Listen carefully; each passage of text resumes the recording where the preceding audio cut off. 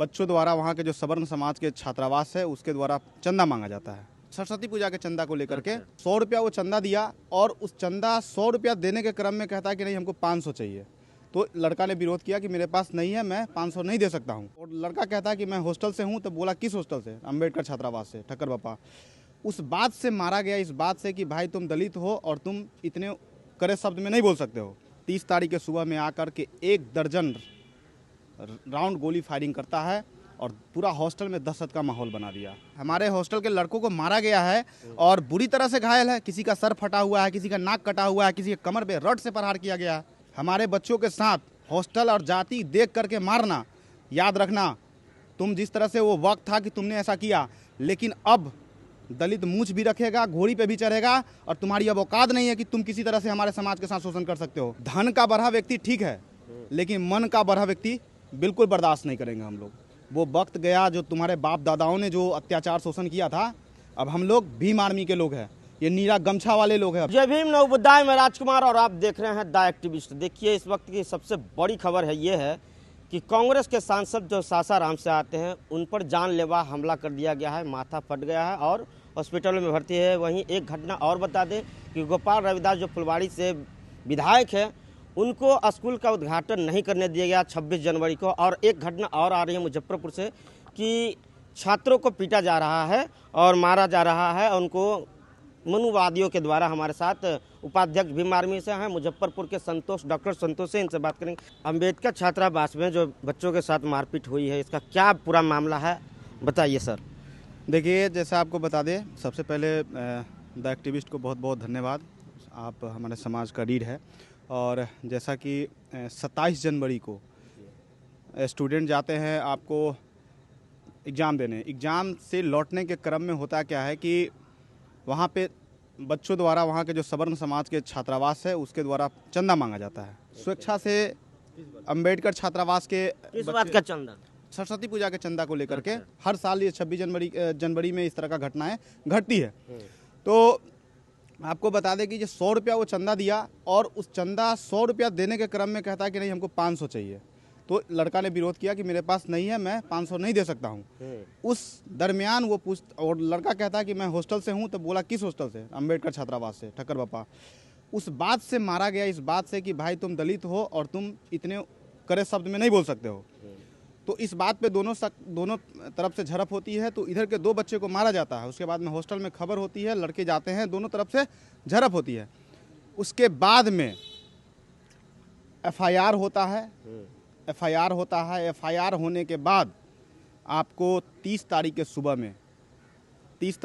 में आकर के 1 दर्जन राउंड गोली फायरिंग करता है और पूरा हॉस्टल में दहशत का माहौल बना दिया। और उन लोगों को कहना चाहते हैं कि वो दौड़ गया कि हमारे समाज के लोग इन चीज़ों को बर्दाश्त करके रह जाते थे। और मेरा एक कहना है कि धन का बढ़ा व्यक्ति ठीक है, लेकिन मन का बढ़ा व्यक्ति बिल्कुल बर्दाश्त नहीं करेंगे हम लोग। वो वक्त गया जो तुम्हारे बाप दादाओं ने जो अत्याचार शोषण किया था। अब हम लोग भीम आर्मी के लोग हैं, ये नीला गमछा वाले लोग हैं, बाबा साहब को मानने वाले लोग। क्या किए आप लोग? मन बढ़ गया उसका, आप क्या किए? आपको अभी हम आपको बता रहे हैं कि 9 जनवरी 2015 का लड़ाई हम लोग लड़े थे। उसमें देशद्रोह का मुकदमा भी हॉस्टल के लड़कों पे हुआ था, उसमें मुख्य आरोपी मुझे बनाया गया था। और आपको बता दें कि उस आंदोलन की लड़ाई जब हम लोगों ने लड़ा और पूरे जिला प्रशासन को खौफ में लाने का काम किया, लाल सलाम का नारा दिए थे उस टाइम की दलित, अब जब दलित का मान सम्मान की बात आएगी तो हम कलम छोड़ेंगे और हथियार उठाएंगे। इस तरह का बात हम लोगों ने किया था।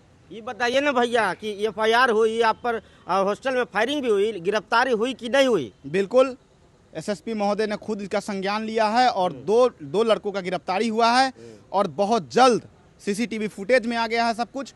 और आपको बता दें कि बहुत जल्द जो अपराधी गोली चलाकर गया है उसमें जो सामने आ रहा है कि तीसरे लोग ने भी इसका फायदा उठाया है।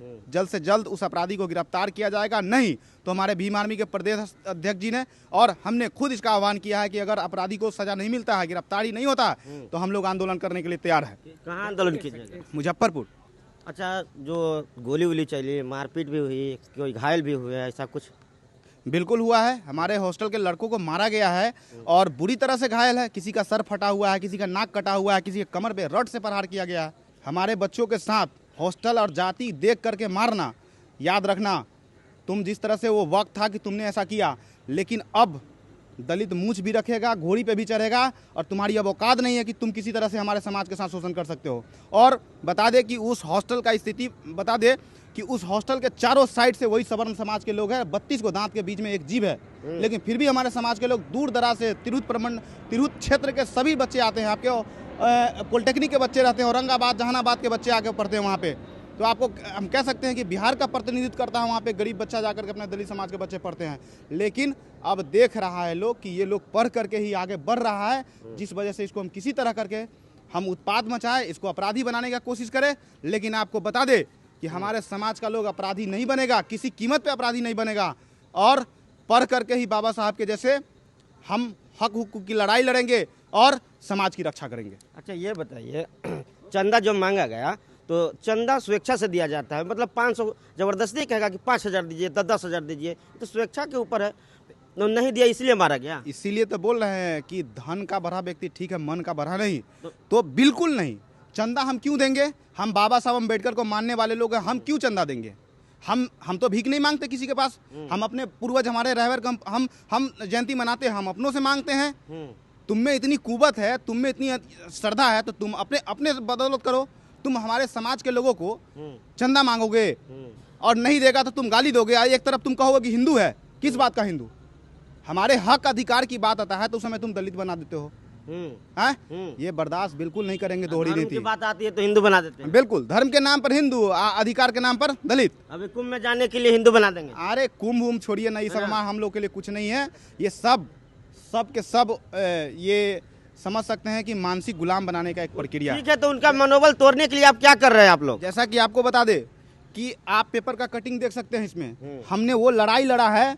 आप देख सकते हैं कि कलेक्ट्रेट परिसर को हम लोगों ने कोहराम मचा कर रख दिया था और प्रशासन को अल्टीमेट दिया था 9 जनवरी 2015 का। और उस मार का नतीजा रहा कि आज से 10 साल तक हमारे समाज के लोगों के साथ कोई छेड़छाड़ नहीं करने का काम किया है। और ये लड़ाई फिर से लड़ेंगे और बता देंगे उनकी औकात कि हाँ, हमारे समाज के साथ, क्योंकि हमने अंबेडकर को पढ़ा है और इस खून इस ब्लड में ना अंबेडकर, फूले पेरियार को बसाया है हम लोगों ने। अब किसी तरह से वो वक्त गया जो अब बर्दाश्त कर सकते। अब अत्याचार नहीं सहेंगे, बिल्कुल नहीं सहेंगे, किसी कीमत पे नहीं सहेंगे। भीम आर्मी से संतोष जी थे, इन्होंने साफ साफ कहा कि धन के भरा ठीक है लेकिन मन का भरा ठीक नहीं है। अब वो दौर गया जो पहले लोग अत्याचार सहते थे। क्या प्रतिक्रिया कमेंट बॉक्स में बताइएगा।